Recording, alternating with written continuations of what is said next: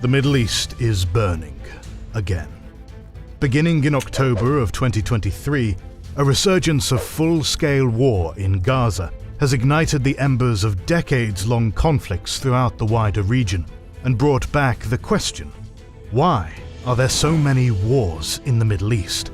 And what makes the Middle East different from other regions of the world in terms of violence and the sheer number, scale, and longevity of wars? In this video, we will try to understand the causes of conflicts in the Middle East and some commonalities between them. Without further ado, let's dive right in.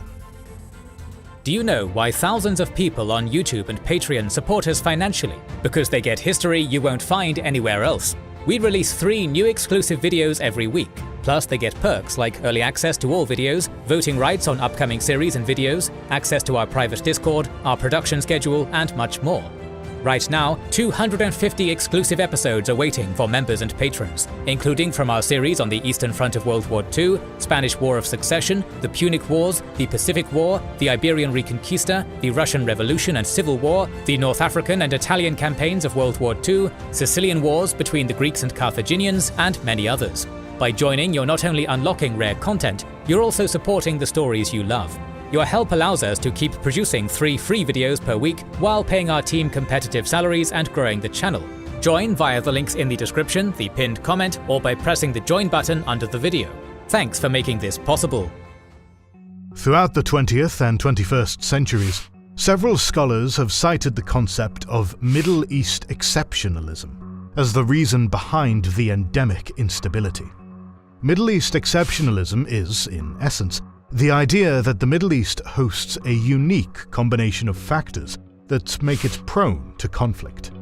These factors include the ethnic and religious composition of the region, its unique geographic location, and the abundance of natural resources. These factors, alongside other considerations, have made the Middle East different from all the other regions and turned it into a violent and conflict-prone area full of autocratic regimes notorious for their corruption, poor governance, and human rights abuses. This, however, begs the question: is the Middle East indeed the most conflict-prone region in the world, as the narrative goes?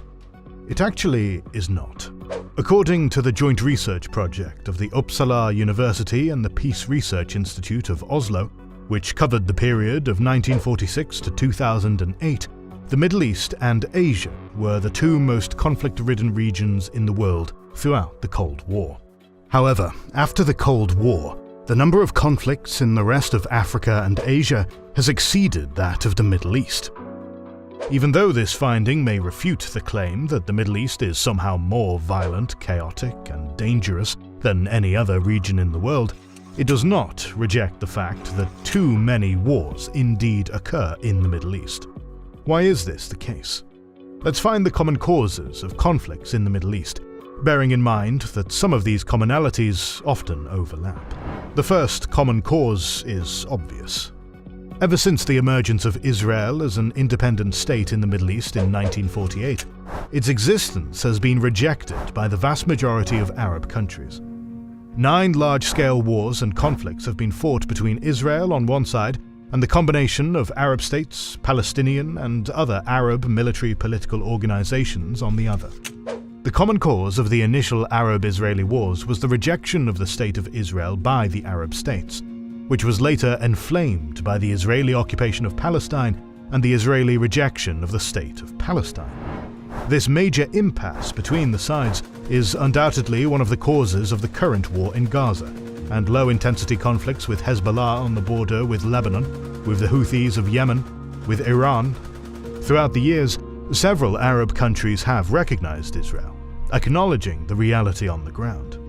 Egypt was the first to do that in 1979, and was later followed by Jordan in 1994. Most recently, 4 other states, the United Arab Emirates, Sudan, Morocco, and Bahrain, have recognized the sovereignty of Israel in a deal brokered by the United States. At the same time, Saudi Arabia came very close to doing the same thing before the war in Gaza started. Israel and Palestine have also come very close to a peace agreement several times, but ultimately, every attempt at peace has fallen short, due to local opposition or the inability to navigate through mutually exclusive demands. The Israeli-Palestinian question has caused wars between Israel and the Arab states, between Israel and Palestinian organizations like the Palestinian Liberation Organization and Hamas, and between Israel and other anti-Israeli organizations like Hezbollah, along with causing major tension and, at times, blood between Israel and Iran. Moreover, the exile of the Palestinian refugees in Lebanon ultimately caused tension with the Christian elite of that country, leading to the Lebanese Civil War in 1975.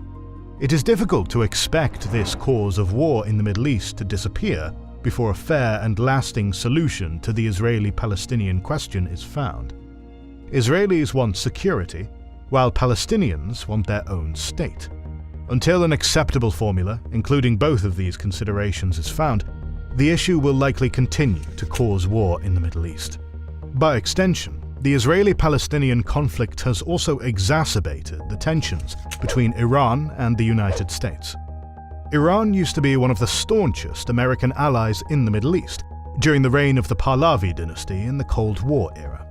However, this alliance did not help alleviate the deep-seated animosity towards the United States and the West in large portions of Iranian society. The leftists in Iran disliked America for its role in orchestrating a coup against the democratically elected former leader of Iran, Mossadegh, in 1953. The conservative religious groups disliked America by default, and when these two groups led the revolution against the monarchy, with the latter group seizing power in Iran, the United States became the #1 enemy of the new Islamic regime. Under the rule of the Islamic Ayatollahs, the mullahs called America the Great Satan. Thus, hostilities between America and Iran began, with both sides engaging in harming each other right from the get-go. The Islamist regime captured the American embassy in 1979 and held 52 American diplomats as hostages for 444 days, while the United States openly supported the Iraqi dictator Saddam Hussein, who attacked Iran in 1980, trying to take advantage of the revolutionary turmoil in the country. Despite several periods of thaw in the Iran-US relations, these countries have been engaged in a low-intensity conflict throughout the Middle East ever since the Iranian Revolution. Iran supported the anti-American groups in Iraq during the American occupation of that country. Since the start of the war in Gaza, American military assets have been under constant fire from the Iranian-backed groups in Iraq, Syria, and the Red Sea. Obviously, the United States have not been sitting idle either, with the targeted killing of the Iranian military commander Qasem Soleimani being the highlight of their anti-Iranian activities. So while the animosity between Iran and America has not directly led to a major conflict in the Middle East, it has always been a factor behind tensions in the Middle East and has often made conflicts worse. When we talk about America's involvement in the Middle East, it is impossible to ignore oil as a major factor of conflict. The Middle East is home to almost half of the world's oil, which has been the single most important natural resource of the 21st century. Thus, it is very tempting to blame most of the wars in the Middle East on oil and the foreign desire to control it. But, as it usually is, the answer is more complicated. Some of the wars in the Middle East have absolutely nothing to do with oil. The primary cause of the Arab-Israeli wars is not oil. The same is true for the civil wars in Yemen and Lebanon. Having said that, oil has definitely been the major and sometimes the primary cause of some wars. Control over the oil fields and oil transportation was one of the major considerations of Saddam Hussein when he decided to invade Iran in 1980.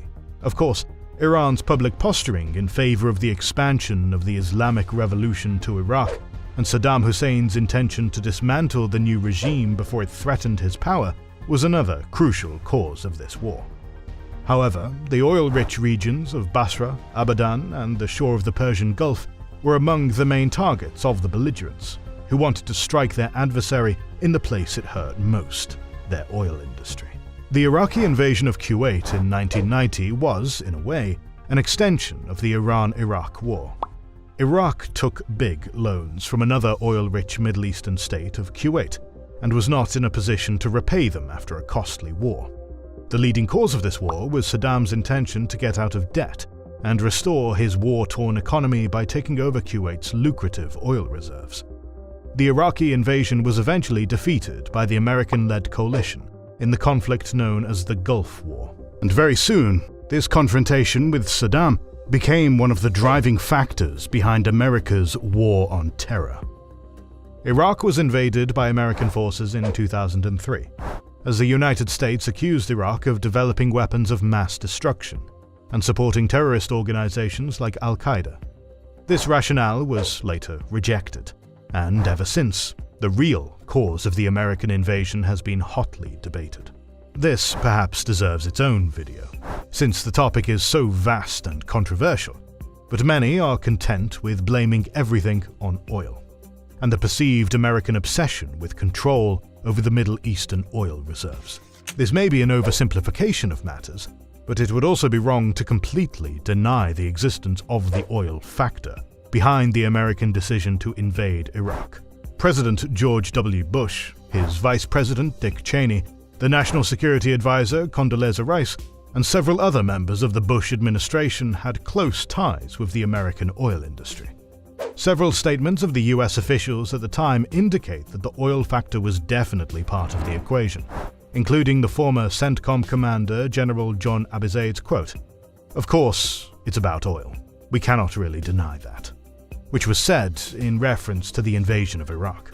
But at the same time, there is not a single declassified document or any other evidence directly pointing to the Bush administration deciding to invade Iraq simply to take control over the Iraqi oil. The fact that in the late 2000s, Chinese and Russian oil companies started securing contracts to work the Iraqi oil fields also indicates that Americans were in Iraq not just because they wanted to control the Iraqi oil. China and Russia were no friends of the United States in that time period either, but they did not prevent the Iraqi government from dealing with these countries.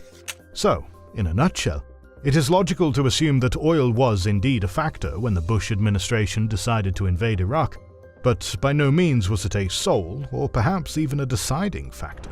Perhaps the single biggest reason for wars in the Middle East is sectarian division on ethnic or religious lines. Many commentators blame this phenomenon on the artificial borders drawn by the colonial powers of Britain and France in the aftermath of World War I, which failed to take into consideration the ethnic and religious differences, setting the stage for conflicts in this region. However, more recently, scholars have deemed this explanation of sectarian strife in the Middle East as overly simplistic. First of all, the borders as we know them today started being drawn after the collapse of the Ottoman Empire, and the Ottoman Empire allowed for a relative freedom of movement of communities, which meant that finding a heterogeneous population structure in any given area of the region was next to impossible. Thus, any border division would inevitably lead to the division of groups and the existence of different groups inside the same borders. Moreover, the current demographic outlook of Middle Eastern countries is significantly different from that of the post-World War I era. Things change, and people move for a myriad of reasons, and blaming everything on a thing that happened more than 100 years ago while ignoring many other causes of conflict in the Middle East seems too superficial. All Middle Eastern countries, excluding Israel, are predominantly Muslim, but the Islamic faith is not a monolith, and the division of Islam between Sunni and Shia denominations has been the cause of many wars. The extreme politicization of the sectarian differences, the spread of the most conservative and fundamentalist version of Sunni Islam throughout the Middle East in the form of Wahhabism, and the return of political Shiism to the arena after the Islamic Revolution in Iran have created a rather fertile environment for conflicts. Countries like Iraq and Syria have significant Sunni and Shia populations, while Lebanon is even more complex, with a roughly 50-50 split between Shia and Sunni among the Muslim population, along with large Christian and Druze communities. The rise of Iran and Saudi Arabia as geopolitical factors in the Middle East have made these sectarian differences more likely to cause conflicts. Iran acts as a protector of Shia communities in the Middle East, and whenever sectarian conflicts occur, you can be sure that Tehran is going to back the Shias. Thus, in order to counter the rise of Iranian influence in the Middle East, the Sunni powerhouse of Saudi Arabia also actively interferes in sectarian conflicts. At one point, Saudi Arabia spread Wahhabism throughout the Middle East as a tool of influence in Sunni-majority countries and to counter Iranian influence. Lately, however, the de facto leader of the kingdom, Crown Prince Mohammed bin Salman, has seemingly given up on this policy. Still, the geopolitical conflict between Saudi Arabia and Iran has made the wars in the Middle East worse. For instance, the Zaidi Shia community of Yemen, led by the Houthi movement, fought several wars with the Sunni-backed government of Yemen, even prior to the Arab Spring. The destabilization caused by the revolution in Yemen ultimately led to a civil war in 2014, with the conflict caused at least partially by sectarian differences. The Iranian support to the Houthis and the direct Saudi involvement in support of the government has made the civil war only more violent and deadly. The Syrian civil war is another Middle Eastern conflict in which the sectarian factor played an important role. Along with the obvious causes of opposition to Bashar al-Assad, such as corruption, human rights abuses, and poor life standards, the fact that he was from the Alawite minority was also among the reasons for the unpopularity of his rule. ISIS rose from the vacuum of power in Syria and Iraq and relied on anti-Shia sentiments, among other things, to recruit men and spread its ideology. Iran eventually decided to support al-Assad against different Sunni opposition groups in Syria, which ultimately helped him to gain the upper hand in the civil war. The Lebanese civil war is also an example of Middle Eastern conflict caused by sectarian differences. It is another extremely complex conflict, which involves foreign actors like Israel, Syria, Iran, and many different internal groups. However, the civil war was essentially started due to the desire of the Muslim population of Lebanon to have an increased share in power. The fighting between Christian militias and the Palestinian Liberation Organization was the starting point of the Lebanese civil war. And even though the war ended in 1990, Lebanon has yet to recover from it fully. Ethnic identities have also played some role in conflicts in the Middle East. This is particularly true for the Kurdish people, who live as minorities in Turkey, Iraq, Iran, and Syria. Kurds are considered one of the largest ethnic groups without a state, and for the past decades they have been in different levels of rebellion against these states to gain independence.